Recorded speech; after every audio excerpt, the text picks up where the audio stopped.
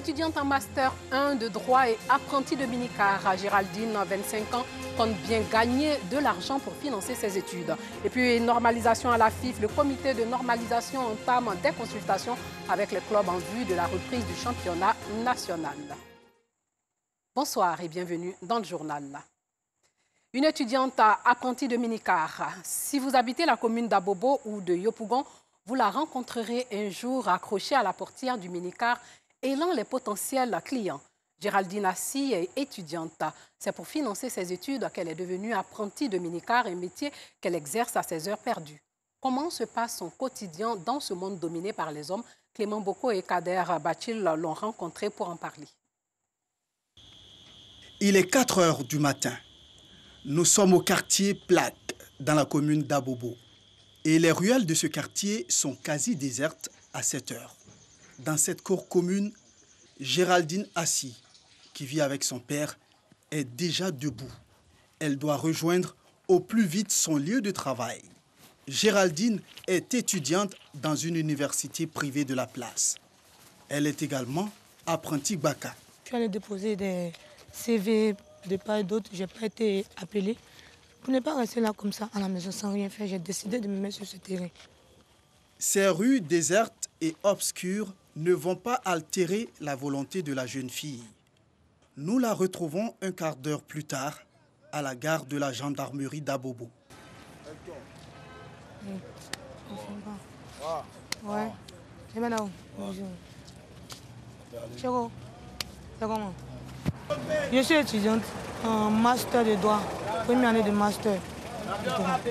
Et je suis venue dans ce milieu parce que je n'ai pas pu m'inscrire au fait. Je n'ai pas pu m'inscrire, alors j'ai décidé de venir entreprendre. Pourquoi tu n'as pas pu t'inscrire? Bon, parce que les moyens chez le vieux n'est pas trop ça. Voilà. Les moyens ne sont pas trop ça de ma famille, alors j'ai décidé de venir me débrouiller ici pour avoir un peu épargné et puis essayer de passer mes concours pour ne pas rester comme ça, faire l'année cadeau. Comme les autres jeunes de ce milieu, Géraldine a sa petite astuce pour rester éveillée et tenir le coup pendant la journée. Une tasse de café. C'est la famille, elle, c'est notre petit garçon qui est là. C'est moi le coordonnant, le geste en voilà. Géraldine est l'unique enfant de son père qui ignore le métier qu'elle exerce. Comme alibi, elle a prétendu obtenir un job d'ouvrier dans une entreprise à la zone industrielle de Yopougon. J'ai préféré cacher et masquer ce travail-là. Pas parce que j'ai juste honte, mais juste parce que je suis unique enfant. On ne pourra pas supporter cela. Ahmed est le premier chauffeur qui a donné à Géraldine la chance d'intégrer le secteur. Les gens disent à les filles qui ne peuvent pas faire le travail des garçons. Effectivement, nous on a dit que quoi? Bon, il faut travailler, il faut montrer. Plus que quand il y a les filles qui roulent taxi, qui roulent bus, ça me plaît quoi. Ça me plaît beaucoup. Mais le premier jour, quand elle est venue vous voir, est-ce que vous n'avez pas eu peur qu'elle ne puisse pas répondre comme les jeunes garçons? Bon, je n'ai pas eu peur, pas plus qu'il y a vu beaucoup de filles rouler dans les milieux, donc je n'ai pas eu peur. La plupart des apprentis Baka n'ont pas de véhicule fixe sur lequel ils travaillent. Raison pour laquelle il faut se réveiller de bonne heure pour tenter sa chance auprès d'un chauffeur qui n'aurait pas d'apprenti. De longues heures d'attente qui peuvent s'avérer infructueuses. Le Duba Poto, tu as coupé ton sommet à 3 heures. Ce mec est tout quand tu as vu chez position là-bas. Tu viens, tu n'as pas trouvé position là. Tu n'as pas dit bredouille en piste. C'est ça que le poteau qui t'a tapé. Il est 7 heures. Géraldine n'a toujours pas de position. Elle tente de joindre le chauffeur avec qui elle a travaillé la veille. Ces personnes qui sont assises là sont dans la même situation que vous? Oui, ils sont dans la même situation que moi. Ils attendent. Ils croient encore qu'ils vont avoir des places pour pouvoir travailler aujourd'hui. C'est comme ça. Enfin, le véhicule est réparé. Nous nous rendons à Ndotri, toujours dans la commune d'Abobo, où le véhicule était en cours de réparation. Sorozana est le chauffeur avec qui elle fait la ligne d'Abobo-Gare, Yopougon, zone industrielle. 8h00, le travail commence pour Géraldine et Zana. En quelques minutes, le minicar affiche complet. Départ pour Yopougon. J'encourage les filles à faire ce genre de travail. Parce qu'il ne faut pas rester à la maison pour dire qu'il n'y a pas de travail. Dans tout ça, ça fait partie du travail. Je l'encourage beaucoup. C'est pas un métier de femme, hein? Ah, moi, ça me plaît beaucoup. Quand je vois les jeunes filles, moi, ça me plaît beaucoup. Ah, maintenant, quand je suis sortie, les filles m'ont dit, en tout cas, je l'encourage.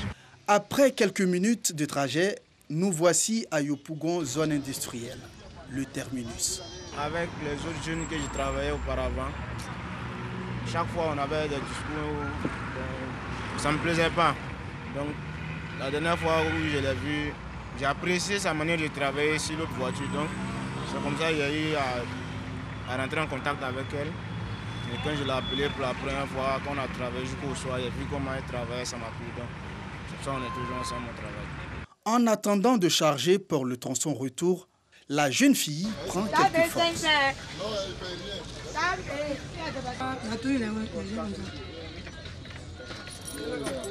Une demi-heure d'attente et c'est reparti pour le trajet retour.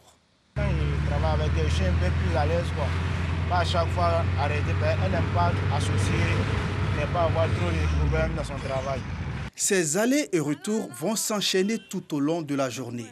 Nous retrouvons Géraldine et Zana pour le dernier voyage de la journée. Il est 21h. Dans la vie, il n'y a pas de saut métier.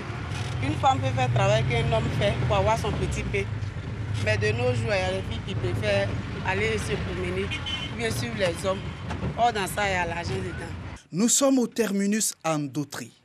C'est à présent l'heure du bilan. Mais il faudra faire le plein de carburant avant de savoir ce qui reste comme butin de la journée. Vraiment, moi-même, je suis dépassé. Je suis 40... On a fait 47 500. Si on a pris carburant 21 000, moi-même, je ne vois pas comment est-ce qu'il peut donner à mon apprenti, comment moi-même il va avoir. La journée d'aujourd'hui a été vraiment difficile. C'est pas pareil comme les autres journées, comme on a l'habitude de rouler.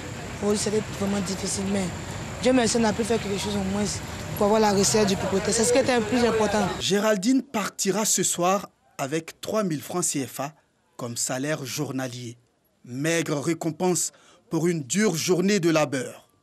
Étudiante en Master 1 de droit, Géraldine ambitionne être procureure de la République. Elle se bat comme elle peut pour atteindre cet objectif, vu les moyens limités de son père. Parlons préservation de la paix. À présent, des motards s'engagent pour la paix. Ils ont effectué une parade dans les communes de Koumassi, d'Atekoubé et d'Abobo. Une initiative de l'UCOJA, l'unité du corps de la jeunesse africaine. Le top départ de cette caravane a été lancé à moto ce dimanche dans la commune de Cocody. Clément Boko. Un vrai balai de motards au carrefour Camp Commando de Koumassi ce dimanche 31 janvier. Ces motards répondent ainsi à l'appel de l'UCOJA, unité du corps de la jeunesse africaine. Nous avons décidé de lancer un projet appelé TRAP. TRAP, tous rassemblés pour une Afrique en paix. Parce qu'aucun pays ne peut aller seul dans le concert des nations. Tout le monde s'organise en bloc. Nous avons décidé de ne pas rester silencieux. Je suis motard, à partir de ma passion, j'ai compris que je peux faire passer un très beau message en lançant le projet par la parade. Je suis allé voir le conseiller du président, qui lui-même est un motard, comprend ce que c'est la force de la moto et il aime la passion. Et le ministre de l'économie et des finances, le fait de savoir qu'il y a un projet emblématique que nous envisageons, il y a des étapes, c'est le lancement, il y a des étapes, il a décidé d'associer son image sans hésiter. Avec eux, Lassina Ouattara, dit LASPR, un conseiller du président de la République, par ailleurs passionné de moto. Il faut qu'on se donne la main dans la main, il faut qu'on soit unis pour faire une Côte d'Ivoire profonde et prospère, pour qu'on soit ensemble et travailler dans la main et dans la main, pour que les Ivoiriens voient, tout le monde entier voit que la Côte d'Ivoire est fière d'être ensemble. Je suis Baoulé, je suis Bété, je suis Djoula, c'est la même chose. Tous sont les Ivoiriens. Pour le lancement de cette parade, ces passionnés de moto ont porté leur choix sur la commune de Koumassi. Tout simplement un honneur pour nous, en même temps un encouragement, parce que, comme le président l'a indiqué, Koumassi est une commune qui donne l'exemple, et c'est donc à dessein qu'on a décidé Ils ont décidé que ce soit à Koumassi. Je voudrais dire merci, 1000 fois merci à l'association. Après le top départ, les motards ont mis le cap sur les communes d'Atekoubé, puis celle d'Abobo. À chacune des escales, un message de paix est partagé avec les populations. Parlons de cet incendie qui a ravagé le bâtiment des femmes de la prison civile de Mans, dans l'ouest du pays. Aucune perte en vie humaine n'est à déplorer. Selon des agents de la compagnie ivoirienne d'électricité, l'incendie est dû à un court-circuit. Hervé Boué était sur les lieux. L'incendie s'est déclaré aux environs de 18h30 ce 1er février 2021. Les pompiers civils, immédiatement alertés, ont maîtrisé le feu vers 20h. Les flammes ont ravagé uniquement le bâtiment des femmes.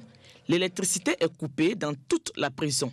Pas de pertes en vie humaine ni de blessés, mais les dégâts matériels sont importants. De la toiture aux effets personnels des pensionnaires, tout est parti en fumée. Les autorités judiciaires, avec à leur tête le procureur de la République, ont fait le constat. Un important détachement des forces de défense et de sécurité est mis en place pour assurer la sécurité. Un court-circuit serait à l'origine du feu, selon les éléments de la compagnie ivoirienne d'électricité CIE. Les pensionnaires du bâtiment incendié, au nombre de 47, ont été redéployés dans les locaux servant à la mise en quarantaine dans le cadre de la lutte contre la Covid-19 en attendant une solution idoine. Il est bon de signifier que les locaux de cet établissement carcéral sont dépassés et ne répondent plus aux besoins. En ce moment, l'effectif est de 1387 pensionnaires pour des bâtiments initialement prévus pour 500 personnes. La ville de Mans a donc besoin d'une nouvelle maison d'arrêt et de correction. Début des consultations avec les clubs et groupements d'intérêt en vue de redémarrer le championnat au siège de l'organisation. La présidente du comité de normalisation de la Fédération ivoirienne de football compte sur l'appui de tous les acteurs du football local à la reprise effective du championnat national dans les plus brefs délais. Moyabi Diabaté. Rassembler, mobiliser et mettre tout en œuvre pour sauver le football ivoirien, principale mission du comité de normalisation. Pour réussir ces missions, la présidente du comité de normalisation, Mariam Dao Gabala et ses pairs, entament les concertations avec les acteurs du ballon rond. Après avoir entendu l'équipe de management de la FIF, le comité de normalisation entamera une autre phase de la concertation, celle des acteurs clés. Notre mission pendant ces journées de concertation, qui vont concerner les clubs de D1, de D2 et de D3, qui vont aussi concerner toutes les parties prenantes et les groupements d'intérêt, c'est d'abord de les écouter. De les écouter parce que si nous sommes là aujourd'hui, comité de normalisation, c'est qu'il y a eu crise. Il faut les écouter. Et nous sommes là pour les écouter parce que nous sommes à leur service.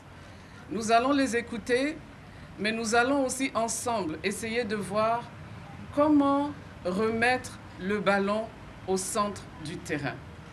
Comment et dans quelles conditions est-ce que nous pouvons redémarrer un championnat le plus rapidement possible. Mariam Dao Gabala et son équipe souhaitent l'implication de la presse et de la population afin de réussir leur mission avant la date du 31 décembre 2021.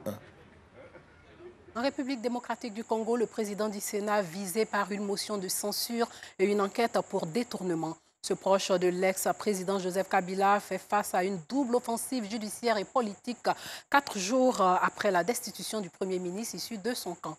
Lundi, le procureur de la Cour de cassation a sollicité le bureau du Sénat pour qu'il autorise l'instruction à charge contre Tamboué Mbaba pour détournement des deniers publics et lui permettre ainsi de présenter ses moyens de défense.